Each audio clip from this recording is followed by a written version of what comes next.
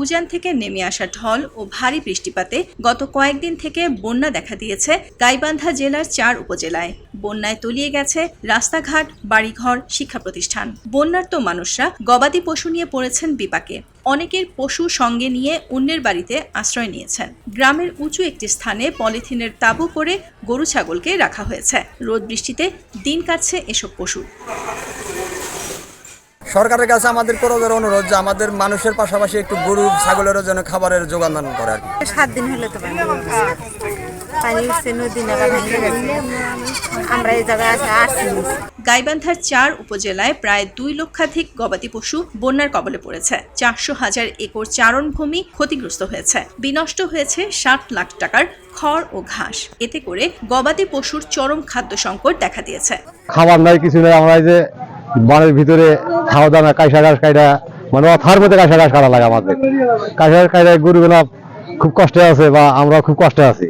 নদী ভাঙ্গা যে গরু বাছুর 15-20 জনের গরু একখানে বান্ধে আমরা সব কষ্টে এখানে উঁচা জায়গা ছিল, এখানে এই উঁচা জায়গার ভিতরে মনে গরু হয় না, আমরা এখানে আশ্রয় কেন্দ্রের মতো আইকে দিচ্ছি। এখানে সাহায্য করে গরুর জন্য, গরুর খাবার নাই, আমাদের খেয়ার সব ভাসা গেছে এই যে পানিতে, আমরা আনতে পারিনি। এইটুকু সাহায্য আমাদের কত সরকার থেকে আমাদের খুব উপকার হইতো। 1 সপ্তাহ 10 দিন হলো আমাদের গরুগুলা খুব কষ্ট করতেছে। গরু ছাগল মানুষের খুব কষ্ট, হাঁস মুরগি, এদিকে সাপের ভয়, আমরা খুব কষ্টে আছি। এখানে কোনো জায়গা নাই, এক জায়গায় রাখা হয়েছে।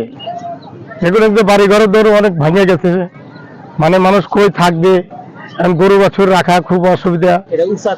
আমরা উঁচা দেখে এই জন্য মনে করেন দিনে রাত্রে এখানে কাগজ টানায় আমরা এখানে থাকি। বন্যা খাওয়ার জন্য বাড়ির অস্বাস্থ্য নিয়ে এসে অন্য বাড়িতে আসছি, গরুর খাবার নাই।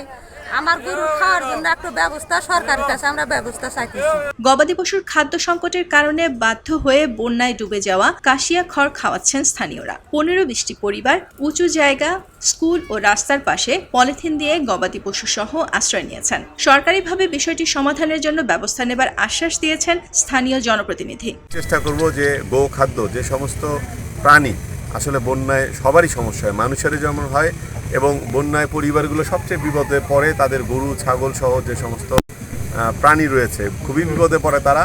আপনি দেখেছেন যে সমস্ত জায়গা আমাদের উঁচু রয়েছে, সেখানে প্রাণীরা আশ্রয় নিয়েছে, গরু ছাগল হাঁস মুরগি, এবং তাদের খাদ্যের একটু সংকট হয়। এটাও অস্বীকার করার কোনো উপায় নেই। পরিবারের পক্ষ থেকে স্থানীয়ভাবেও তারা অ্যারেঞ্জ করছেন। আমিও চেষ্টা করব সরকারিভাবে এই বিষয়টি সমাধানের জন্য কী ব্যবস্থা গ্রহণ করা যায়। গত 3 জুলাই গাইবান্ধার ব্রহ্মপুত্র নদের পানি বিপদসীমা অতিক্রম করার পর থেকে বিভিন্ন শিক্ষা প্রতিষ্ঠান সহ নিম্নাঞ্চলে রাস্তাঘাট ডুবে যায়। এখনও 4 উপজেলার 37,000 পরিবার পানিবন্দী রয়েছে। এলো মুক্ত চিন্তার স্বাধীন দৈনিক খবরের কাগজ। এখন খবর হবে নিখাত, নির্ভীক, নিরপেক্ষ।